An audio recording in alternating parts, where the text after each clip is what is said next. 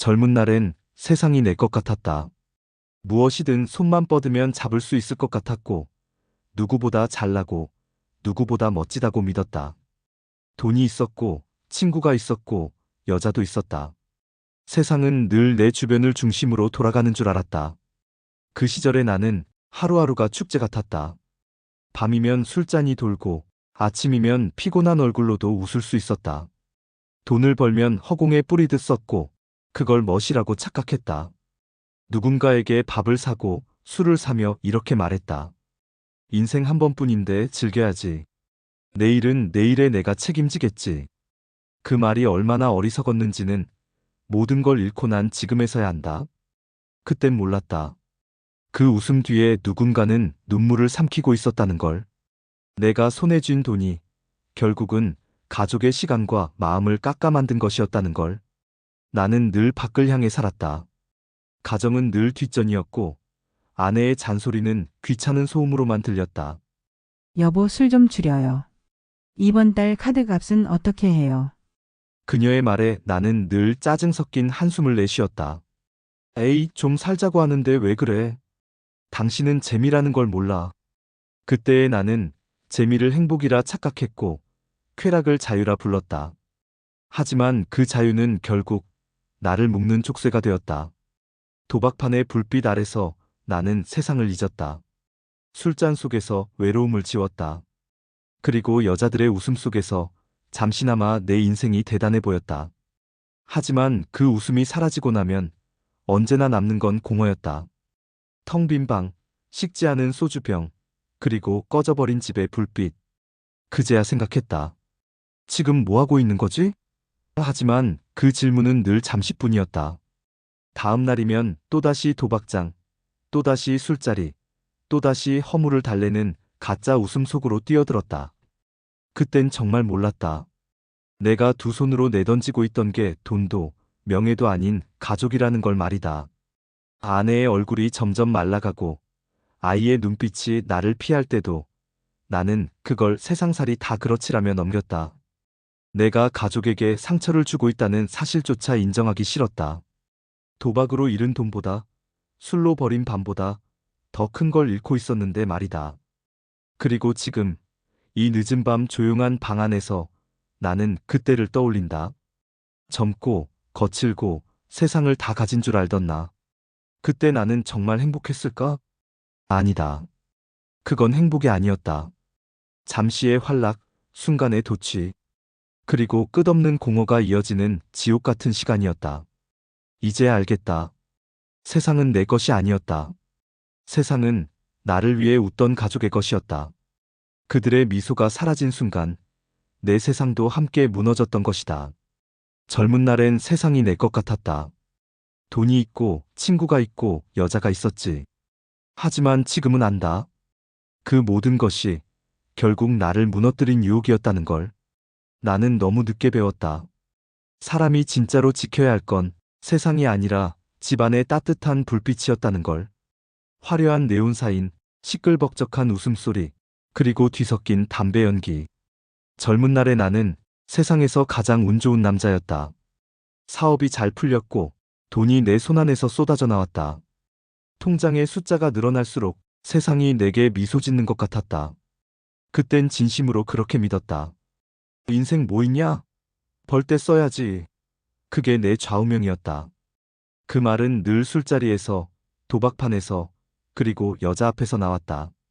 도박은 단순한 놀이였다. 처음엔 그랬다. 술 한 잔 곁들인 내기, 가볍게 웃고 넘기는 장난 같은 판. 하지만 이겼을 때의 짜릿함이 내 심장을 지배하기 시작했다. 내가 세상을 통제하는 기분, 모든 걸 내 의지로 바꿀 수 있을 것 같은 착각. 그게 나를 점점 미치게 만들었다. 이상하게도 이기던 날보다 지는 날이 더 많아졌다. 그리고 그날들은 언제나 똑같았다. 밤새도록 카드에 미쳐 있다가 해가 뜰 무렵 텅 빈 주머니를 두 손으로 뒤적이며 자존심마저 바닥에 떨어진 기분으로 돌아오는 길. 그 길 위에서 나는 늘 혼잣말을 했다. 다음엔 반드시 이긴다. 그 한마디가 내 인생을 더 깊은 늪으로 밀어넣었다. 술자리는 늘 내 일상의 연장선이었다. 도박에서 진 날도 이긴 날도 술로 끝났다. 언제나 사람들로 북적였고 그들 사이엔 언제나 여자가 있었다. 그녀를 처음 본 날 나는 이미 아내가 있었지만 그 사실이 전혀 중요하게 느껴지지 않았다. 그녀는 내 이야기에 웃어줬고 내 농담에 눈을 반짝였다. 그 따뜻한 눈빛 하나가 내가 세상에서 인정받는 남자라는 착각을 심어줬다. 요즘 너무 힘들어요. 그녀의 한마디에 나는 바보처럼 고개를 끄덕였다. 그리고 그날 밤 나는 그 힘듦을 핑계로 돌아올 수 없는 선을 넘었다. 그녀와의 관계는 처음엔 달콤했다. 내가 잃어버린 젊음 같았고 잊고 있던 설렘 같았다. 하지만 그건 사랑이 아니었다. 그건 내 외로움이 만든 도피였다. 가정이 무겁게 느껴질수록 그녀의 품이 가볍게 느껴졌다. 아내의 눈빛이 차가워지고 아이의 말수가 줄어들 때마다 나는 더 깊이 술과 여자에게 매달렸다. 그럴수록 내 안에 무언가가 서서히 썩어갔다. 아내가 식탁 위 카드 명세서를 들여다본다. 도박, 유흥, 술집 이름이 빼곡히 찍혀 있었다. 문을 열고 집에 들어왔을 때 난 술에 취해 비틀거리고 있었다. 오늘도 또 그 여자야. 아니, 무슨 소리야? 그냥 거래처 사람이야. 거래처랑 새벽 2시까지 술 마시고 모텔에 들어가. 아내는 눈을 감으며 말없이 고개를 젓는다. 그날 처음으로 아내의 눈에서 눈물이 떨어졌다. 그 눈물이 바닥에 떨어지는 소리가 도박장에서 잃은 돈보다 술자리에서 흘린 시간보다 훨씬 무겁게 내 마음을 내려앉혔다. 하지만 나는 그 순간조차 피했다. 이 나이에 나 좀 즐기면 안 돼? 그 말은 변명 같지도 않은 변명이었다. 그저 비겁한 도망이었다. 며칠 뒤 나는 또다시 도박판으로 향했다. 손끝은 떨리고 얼굴은 초조했다. 카드를 던지는 소리, 돈다발이 쌓였다가 쓰러졌다. 뭔가 불길한 예감이 감돌았다. 그날 밤 나는 모든 걸 잃었다. 지갑에 있던 현금, 금목걸이, 그리고 내 마지막 자존심까지. 아내의 얼굴이 문득 떠올랐다. 그녀의 눈물, 그 침묵 그리고 식탁 위에 남겨진 차가운 밥. 나는 웃었다. 비웃는 듯한 스스로를 향한 웃음이었다. 괜찮아. 내일은 다시 이기면 돼. 그 말은 이미 습관이 되어 있었다. 하지만 이젠 안다. 그 말이 내 인생을 파괴시킨 독이었다는 걸. 그때의 나는 몰랐다.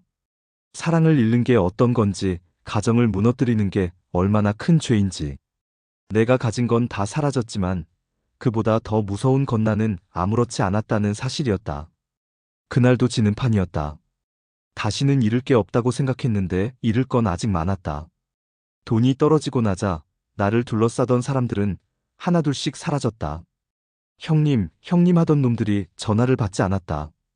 그리고 마지막 남은 한 통의 전화는 은행이었다.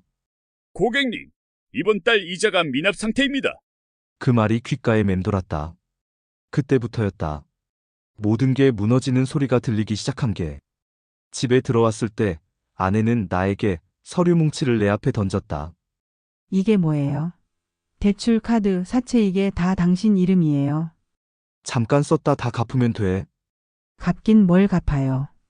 이제 우린 집도 신용도 사람들 눈도 다 잃었어요. 이제 제발 그만해요. 도박이든 여자든 이제 좀 멈춰요. 난 아무 대답도 하지 못했다. 그녀의 말이 멀게 느껴졌다. 그저 술이 생각날 뿐이다. 그날 밤 나는 또다시 술집으로 향했다. 도망치듯 숨듯 그냥 아무데로나. 거기서 그녀를 다시 만났다. 그 술자리의 여자. 이제는 내 이름도 내 사정도 다 아는 여자였다. 오늘은 표정이 안 좋아요. 그녀의 그 한마디에 나는 다시 웃었다. 그녀의 품은 따뜻했다. 하지만 그 온기가 오래가지 않았다. 그녀는 돈을 원했고 나는 그 돈을 만들기 위해 또 도박판으로 갔다. 그게 악순환이었다. 잃고 술 마시고 여자에게 매달리고 다시 잃는 밤들. 나는 점점 망가져갔다. 한밤중 집에 들어왔을 때 불은 꺼져 있고 방 안은 적막하다. 테이블 위에 편지 한 장과 반지가 놓여 있었다. 아내는 떠났다. 편지엔 이렇게 적혀 있었다. 나는 당신을 믿었어. 하지만 이제는 더 이상 기다릴 힘이 없어. 그 한 문장에 모든 게 끝났다. 집안은 텅 비었고 내 안은 그보다 더 비었다. 나는 다시 도박장으로 향했다. 술에 절은 나는 소리쳤다. 한 번만, 이번 한 번만 이기면 돼. 형님, 오늘도 그 말이네? 그날 나는 마지막으로 남은 전세금까지 날렸다. 아내의 손끝에서 떨어진 반지값보다 작은 돈이었는데 그건 내 남은 인생의 전부였다. 다음 날 아침 탁자 위엔 빈 소주병과 구겨진 지폐 몇 장. 휴대폰엔 부재중 7통 미연이 찍혀 있었다. 그녀는 나를 찾았다. 하지만 그건 사랑이 아니었다. 돈 때문이었다. 오빠, 나 이제 진짜 위험해. 돈 좀 빌려줘. 그녀의 목소리는 절박했다. 하지만 내 통장은 이미 바닥이었다. 미안해, 나도 끝났어. 그 말을 하자 그녀는 웃었다. 차갑고 비참한 웃음이었다. 끝났다고? 나는 너 때문에 이렇게 됐는데? 그녀는 가방을 메고 나가버렸다. 문이 닫히는 소리가 방 안에 메아리쳤다. 그날 이후 전화는 오지 않았다. 아내도 여자도 친구도. 전화기 화면은 멀쩡했지만 그 안엔 아무도 남지 않았다. 밤이 깊을수록 술에 취했고 아침이 밝을수록 내 얼굴은 늙어갔다. 거울 속에 나는 더 이상 나같지 않았다. 도박이 만든 괴물, 쾌락이 만든 자네. 나는 모든 걸 잃었다. 돈, 여자, 가족, 친구, 그리고 나 자신. 사람이 바닥까지 떨어지면 그제야 위를 본다. 하지만 그 위엔 아무것도 없었다. 내가 쌓아 올린 건 모래성이었다. 돈은 물처럼 흘렀고 사람은 바람처럼 사라졌다. 그리고 남은 건 차가운 공허뿐이었다. 나는 몰랐다. 사람이 진짜로 무너질 때 소리 한 번 지르지 못한다는 걸. 그저 조용히 모든 게 꺼져간다. 불빛이, 웃음이, 그리고 사랑이. 그날 밤 비가 내리고 있었다. 창밖에 가로등 불빛이 빗물에 번져 세상이 울고 있는 것처럼 보였다. 나는 낡은 오피스텔 방 안 싸늘한 바닥에 주저앉아 있었다. 책상 위엔 고장난 시계, 식지 않은 라면 그릇, 그리고 빛 독촉장이 흩어져 있었다. 전화벨이 울렸다. 박 선생님, 오늘까지라 했잖아요. 내일까지 안 갚으면 법적으로 들어갑니다. 냉랭한 목소리에 나는 아무 대답도 하지 못했다. 이미 갚을 돈이 없었다. 은행 계좌는 텅 비었고 집은 경매로 넘어갔으며 내 이름엔 신용이란 단어조차 남아있지 않았다. 나는 조용히 담배를 물었다. 손이 떨렸다. 불을 붙이려다 라이터가 떨어지고 그 소리에 괜히 울컥했다. 이게 뭐라고, 내가 언제 이렇게 초라해졌을까? 머릿속을 스치는 기억들이 있었다. 도박장에서 환호하던 사람들, 나를 향해 웃던 여자, 술잔을 기울이며 떠들던 친구들. 그들은 이제 다 사라졌다. 돈이 떨어지자 연락은 끊겼고 내가 그토록 의지했던 인간관계란 건 결국 돈이 만든 허상이었다. 나는 가족에게 돌아가고 싶었다. 하지만 이미 늦었다. 아내는 나를 떠났고 아들은, 아버지란 사람은 이제 없는 거예요. 라며 전화를 끊었다. 그 말이 귓가에 남아 며칠을 잠들지 못했다. 방 안은 점점 썩어갔다. 냉장고엔 곰팡이가 핀 반찬통, 바닥엔 술병과 담배꽁초, 그리고 구석엔 낡은 결혼사진이 있었다. 사진 속에 나는 환하게 웃고 있었다. 그 옆엔 젊은 아내와 어린 아들이 있었다. 그때만 해도 나는 모든 걸 가질 줄 알았다. 하지만 그 모든 건 내 손으로 무너뜨렸다. 내가 돈을 벌겠다고 한 말은 결국 도박으로 변했고 스트레스를 풀겠다는 술자리는 중독이 되었으며 사랑이라 믿었던 외도는 가정에 비수를 꽂았다. 그리고 지금 남은 건 텅 빈 방 한 칸, 빛바랜 사진 한 장, 그리고 부서진 내 자신뿐이었다. 그날 새벽 나는 술에 취해 거리로 나섰다. 비가 여전히 내리고 있었고 도시의 불빛이 물 위에 흩어져 있었다. 발걸음이 향한 곳은 이상하게도 그 도박장이었다. 폐허처럼 어두운 그곳엔 아직도 몇몇이 앉아 있었다. 그들의 눈빛에서 나는 과거의 나를 봤다. 탐욕, 희망, 절망이 뒤섞인 눈빛. 형님, 오랜만이네요. 다시 해보실래요? 누군가 내게 카드를 내밀었다. 그 순간 이상하게도 심장이 뛰었다. 이 지옥 같은 판에서도 나는 여전히 미련을 버리지 못하고 있었다. 나는 천천히 의자에 앉았다. 카드를 들고 손끝을 떨었다. 그리고 한참을 바라보다가 그걸 조용히 내려놓았다. 이젠 됐다. 입술에서 나온 목소리는 너무 작았지만 그건 내 인생에서 처음으로 진심이 담긴 한마디였다. 나는 자리에서 일어났다. 도박장 문을 나서자 빗줄기가 얼굴을 때렸다. 차가웠지만 이상하게 마음이 조금은 가벼워졌다. 그 길로 나는 옛집이 있던 동네로 향했다. 지금은 남의 집이 된 그곳. 대문 앞에서 한참을 서 있었다. 문틈 사이로 새어나오는 불빛, 아이의 웃음소리, 그 모든 게 너무 따뜻했다. 내가 버린 게 바로 저거였다는 걸 이제야 뼈저리게 느꼈다. 그 순간 눈물이 흘렀다. 멈추지 않았다.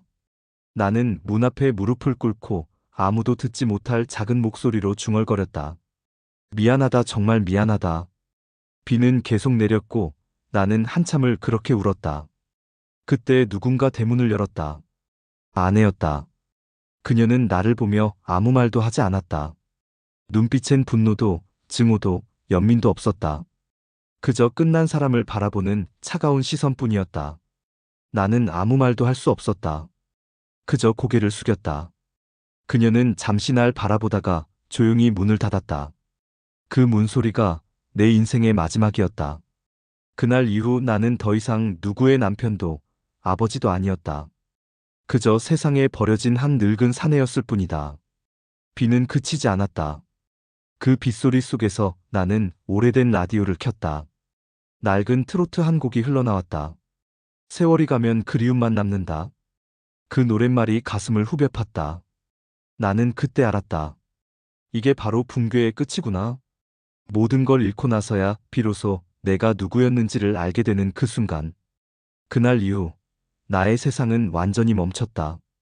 도박장도, 술집도, 내가 머물던 오피스텔도 더 이상 나를 받아주지 않았다. 사람들은 연락을 끊었고 나의 이름은 이제 빚과 배신의 상징이 되었다. 처음엔 세상이 원망스러웠다. 왜 나만 이렇게 돼야 하지? 나는 나름대로 열심히 살았는데, 하지만 시간이 지나면서 철수는 깨달았다. 세상이 나를 버린 게 아니라 내가 먼저 세상을 버렸다는 것을. 겨울이 찾아왔다. 한겨울의 찬바람은 나의 몸을 스쳤다. 나는 낡은 공원 벤치에 앉아 있었다. 주머니엔 1,000원짜리 동전 하나, 옆엔 비닐봉지에 담긴 김밥 2줄. 그게 전부였다. 나는 하늘을 올려다봤다. 눈송이가 얼굴에 떨어졌다. 이상하게 마음이 차분했다. 그때 처음으로 살고 싶다는 생각이 들었다. 도망치듯 살았던 지난 세월 속에서 처음으로 진짜 인생을 다시 살고 싶었다. 그날 밤 나는 결심했다. 다시 일어나기로. 그리고 다시 가족 앞에 서기로. 처음엔 두려웠다. 아내가 문을 열어줄지, 아들이 얼굴을 보여줄지 확신이 없었다. 하지만 그 두려움조차 이제는 피하지 않기로 했다. 나는 낮에는 막노동을 했다. 손은 거칠어지고 허리는 휘었지만 일을 할 수 있다는 게 감사했다. 밤이면 좁은 고시원 방에서 아내와 아들의 사진을 바라보며 말했다. 조금만 기다려줘. 이번엔 진짜 달라질 거야. 하루하루는 고통의 연속이었다. 비 오는 날엔 허리가 쑤셨고 돈이 모이지 않아 밥 대신 물로 허기를 달랬다. 하지만 그럼에도 나는 포기하지 않았다. 도박에 쓰던 돈, 술에 쏟던 시간, 그 모든 걸 이제는 속죄의 시간으로 바꾸고 싶었다. 어느 날 나는 우연히 교회 앞을 지나다가 발길을 멈췄다. 안에서 흘러나오는 찬송가 소리에 마음이 흔들렸다. 혹시 나 같은 놈도 용서받을 수 있을까? 나는 조용히 안으로 들어갔다. 따뜻한 난로, 희미한 촛불, 그리고 괜찮습니다라고 말해주는 낯선 이들의 미소. 그날 나는 처음으로 울었다. 누구의 시선도 의식하지 않고 가슴속 깊은 곳에서부터 쏟아지는 눈물이었다. 그 눈물 속엔 지난날의 죄책감, 가족에 대한 미안함, 그리고 다시 살아보고 싶은 간절함이 섞여 있었다. 나는 매일 새벽마다 교회 청소를 했다. 목사님은 말없이 나를 지켜봤고 어느 날 이렇게 말했다. 사람은 누구나 실수합니다. 하지만 그 실수를 인정하고 일어서는 사람은 구원받은 사람이지요. 그 말이 마음을 울렸다. 나는 그날 이후 더욱 열심히 살았다. 일터에서 가장 먼저 출근하고 마지막으로 퇴근했다. 하루 일당을 받으면 절반은 빚 갚는 데 쓰고 절반은 저금했다. 그렇게 몇 달이 흘렀다. 나의 손엔 다시 힘이 생겼고 눈빛엔 오래전 잃어버렸던 생기가 돌아왔다. 봄이 오던 어느 날 나는 조심스레 한 봉투를 들고 옛집을 찾아갔다. 대문 앞에서 한참을 서 있다가 문고리를 잡았다. 손이 떨렸다. 그때 안에서 들려오는 퍼밀리어한 목소리, 아들의 웃음소리였다. 나는 눈시울이 붉어졌다. 문을 두드렸다. 잠시 후 아내가 나왔다. 그녀는 잠시 멈칫하더니 말없이 그를 바라봤다. 미안하다, 정말 미안하다. 나는 고개를 숙였다. 이제 알겠어. 내가 버린 게 세상이 아니라 당신이었어. 한 번만, 단 한 번만 다시 기회를 줘. 아내는 아무 말도 하지 않았다. 한참을 바라보다가 천천히 말했다. 들어와요. 그 말 한마디에 내 무릎이 풀렸다. 나는 울었다. 한참을 어린아이처럼 울었다. 그 눈물은 후회의 눈물이자 구원의 시작이었다. 시간이 흘렀다. 나는 이제 새벽마다 일어나 작은 식당에서 일을 돕는다. 손님이 남기고 간 그릇을 닦으며 나는 매일 속으로 다짐한다. 오늘도 버티자. 오늘도 가족을 지키자. 나의 삶은 여전히 쉽지 않다. 하지만 이제는 두렵지 않다. 가족이, 그리고 자신이 나를 다시 믿기 시작했기 때문이다. 밤이 되면 아내와 함께 TV를 보고 아들과 저녁을 먹는다. 그 평범한 순간들이 이제는 세상에서 가장 소중한 시간이다. 사람은 누구나 실수한다. 하지만 그 실수를 인정하고 그 안에서 다시 일어설 수 있다면 그건 패배가 아니라 성장이다. 나는 이제 안다. 진짜 행복은 술잔 속에도 돈 속에도 없었다. 그건 바로 내 옆에서 묵묵히 함께해주는 가족의 미소였다. 어떠셨나요? 사람은 누구나 실수합니다. 누군가는 그 실수 앞에서 무너지고 또 누군가는 그 실수 속에서 다시 일어섭니다. 철수의 인생은 우리가 살아가며 흔히 마주하는 욕망의 그림자였습니다. 돈, 술, 여자 그 모든 건 잠시의 달콤함이었지만 결국은 그를 무너뜨렸죠. 하지만 인생은 한 번의 추락으로 끝나지 않습니다. 가장 깊은 어둠을 지나야 비로소 새벽이 찾아오듯 진짜 회복은 후회의 끝에서 시작됩니다. 우리가 이야기를 통해 기억해야 할 건 단 하나입니다. 행복은 멀리 있지 않다는 것. 가족과의 밥 한 끼, 따뜻한 대화 한마디. 그 평범한 순간이야말로 삶이 우리에게 준 가장 큰 선물입니다. 혹시 지금 당신도 인생의 어두운 길 위에 서 있나요? 괜찮습니다. 오늘부터 다시 시작하면 됩니다. 과거는 바꿀 수 없지만 미래는 언제든 다시 써내려갈 수 있으니까요. 이야기가 당신의 마음에 작은 울림이 되길 바랍니다. 그리고 혹시 당신도 누군가에게 다시 일어설 용기를 전하고 싶다면 지금 구독과 좋아요로 함께 해주세요. 당신의 한 번의 클릭이 또 다른 누군가에게 새로운 희망이 됩니다.